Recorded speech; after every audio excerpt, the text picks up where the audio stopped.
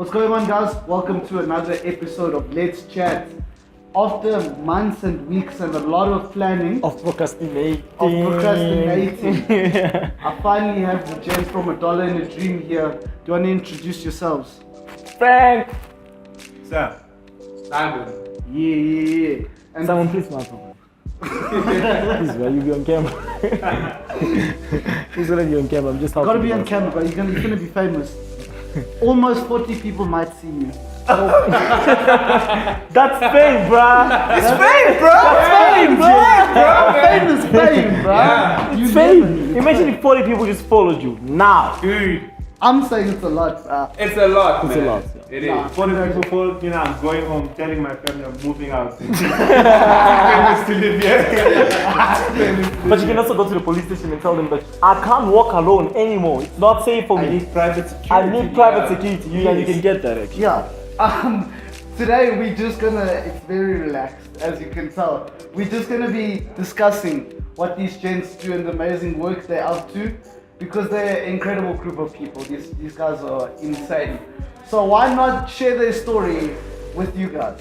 Do you wanna tell me what $1 in a Dream is? Okay, so we basically $1 in a Dream, and what we do is we go into schools and just motivate the kids, and with the hopes of getting them to do something with their lives, and we can pretty much relate to that, and we know what it feels like having no one to believe in you, and having a dream and not having the tools or the materials to push on it or to pursue it. You know? So that's pretty much $1 in a Dream in a nutshell. So like in terms of the future of $1 and a Dream, where do you guys wanna be? Like what are you working towards at this point? If you know what I mean? Like at this point, like we're just rebranding actually, because for the first time we've actually just gotten some few monies in the account. Few monies. Few monies. Ouch! Yeah, I think it's important that you put it like that. Like Yeah. we just gotten few monies now, and we just want to focus on rebranding and then making sure that we put structure to what we want to do, because we're not gonna be here forever to run what's happening, you know.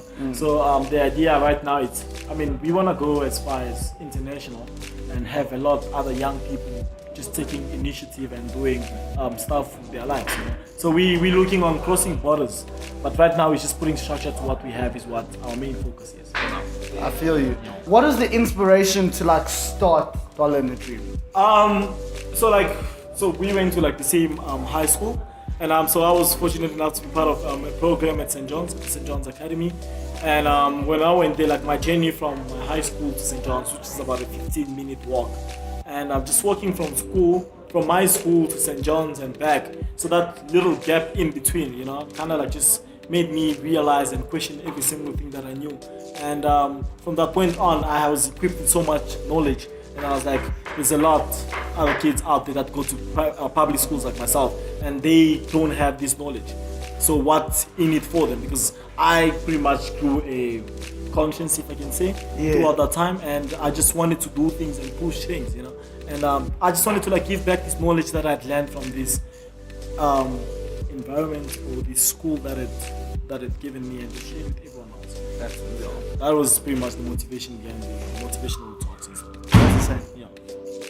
To like put you on the spot, can I put some context to your journey? Yeah, sure, not a problem. Sure. Yeah. I love that. So Frank's journey from home to St. John's is basically going from, is it fair to say, a super privileged part of town to like the polar The slum, bro. Like everyone else regards, like the no-go zone area. Yeah, so within a 15-minute journey, you're going from, you know, what people think to be the worst of the worst to being the best of the best, i.e. one of the best schools. Yeah. And that kind of inspired you to like think about why is it like that gap. Yeah.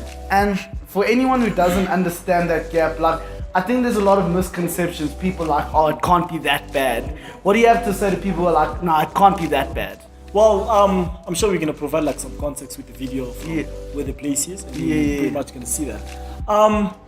If it's actually like, we know what Houghton is, like one of the most expensive places in South Africa.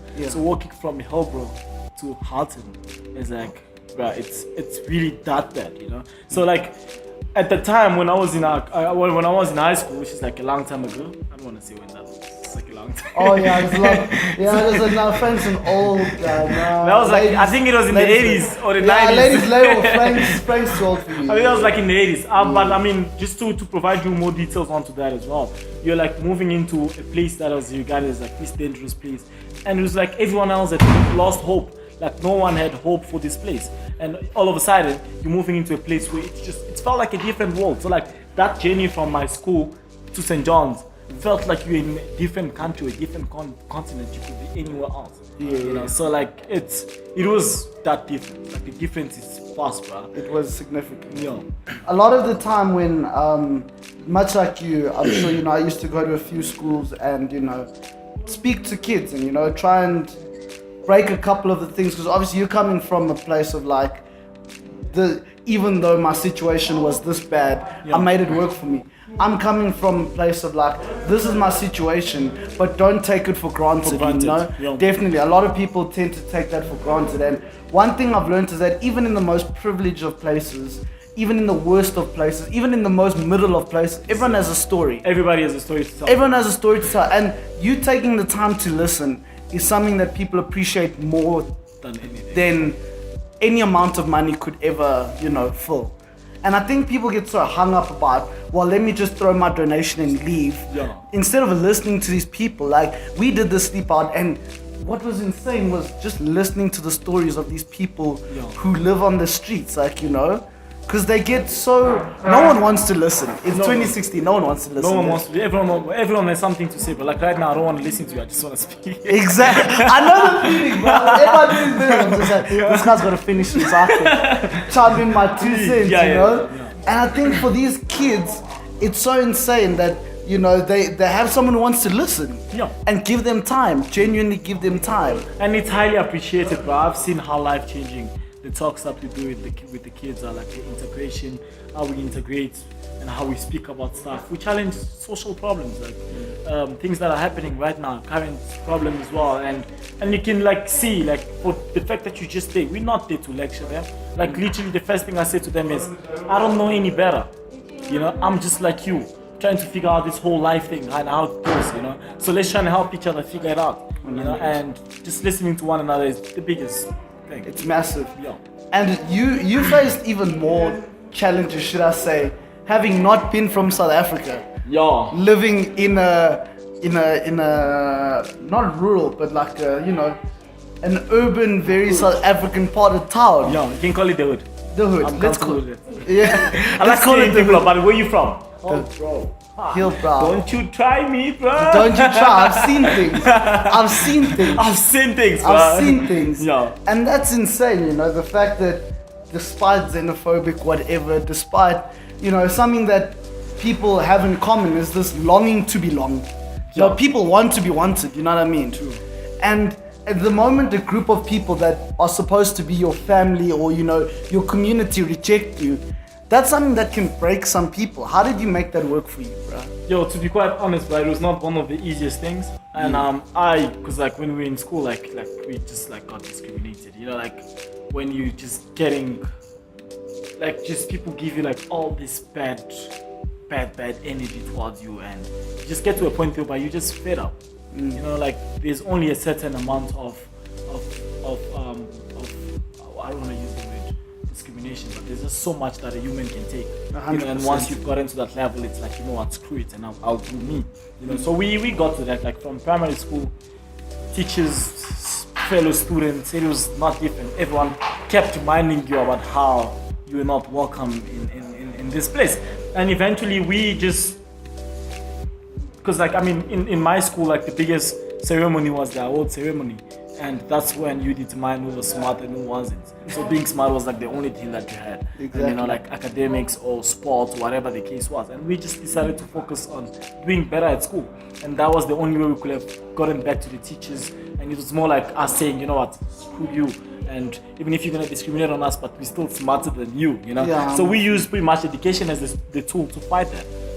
And studying extra hard, because like I was not one of the smartest people. I had to like study to pass because I never loved school. They made me hate school from a young age, So I had to like put in the work, a lot of focus and dedication for me to just do well, so that my teachers will not have anything to say about me. is when my marks are high. You don't have anything to say about me. What are you gonna say? Like, I don't want to give you an opportunity for you to discriminate on you, to even talk to me, because my marks are just that good, you know. Yeah. So that's how we pretty much fought the whole discrimination in school with teachers and all that stuff. Yeah, I was just saying that discrimination is something that definitely affects everyone, or at least, you know, I can't say everyone because some people just fit in, and I'll never be able to relate to that. I don't know about you, but I've never just found a place where I just, you know, fit in like a puzzle. Hola.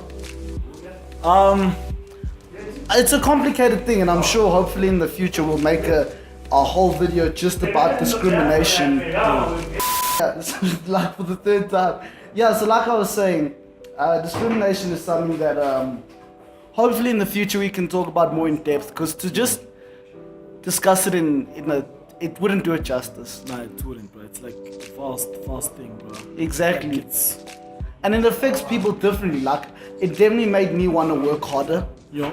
And it made me want to be better than All the people those who were lads. discriminating against It was more me. like for me, I think I used that as a motivation, you know? Oh, definitely. Like, I feel like I'll have had a different upbringing if I never had, or like if my past was any different, I wouldn't become the man that I am today. You know? Oh, 100%. Because like it made me, like, it built me.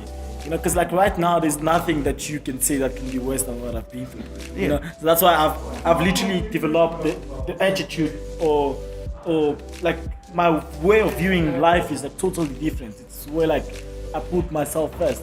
You know, in the sense that whatever you say, if it does not remove a limb from me, there's nothing it's gonna do for me. No, 100%. I've heard the worst of the worst. I've been through as bad as I feel like. There's nothing someone can say to me now, comment to me now that I'll be like, oh no, that's completely changed. Because at this point, I'm just going to use what you say and it's going to motivate me. Yeah. You know what I'm saying? So hopefully in the future we can do a full-length discrimination type video. Because a lot of people don't understand that bullying comes always. Yeah. And a lot of people like, I can't believe you've been bullied, because they see your successes now. Yeah. And they're like, oh, I can't believe you of all people. They used to Bully you, yeah, definitely. Yeah. Like many a time you come home and you're sad just because people are giving you the worst time of your life. You know what I'm saying? So yeah. But for now, we won't drag on. Thank you guys for viewing. Thanks. Make sure you check out Frank and Dollar and a Dream and all of these guys. Anything y'all want to say? Well, from my side is just if I could give a more broader explanation onto what we're planning on doing as well, or maybe our next project, which is pretty much the dream fund that we're going to put a lot of work into. So Dollar and a Dream now is going to be focusing on sending a lot of young students to university. So, and that's like something that everyone else will watch out for, and everyone else will try and take part of, you know. And we're just willing to help out other people and give people better opportunities than we have. That's basically what we're trying to do. So yeah, look out for the dream fund. That's epic. Yeah. That's epic. Simon, don't tell us your tongue, bro. That's lame. No, it's not lame, bro. Cool. It's all mess. It's okay. I'll speak to him. Don't judge all of us because of him. It's Okay, fine. I'll It's okay. try. You know that one friend that just Yeah, can't that speak? one friend. I'm with you. It's that one. Oh wow. We're good. Until next time, this has been Let's Chat. Thank you.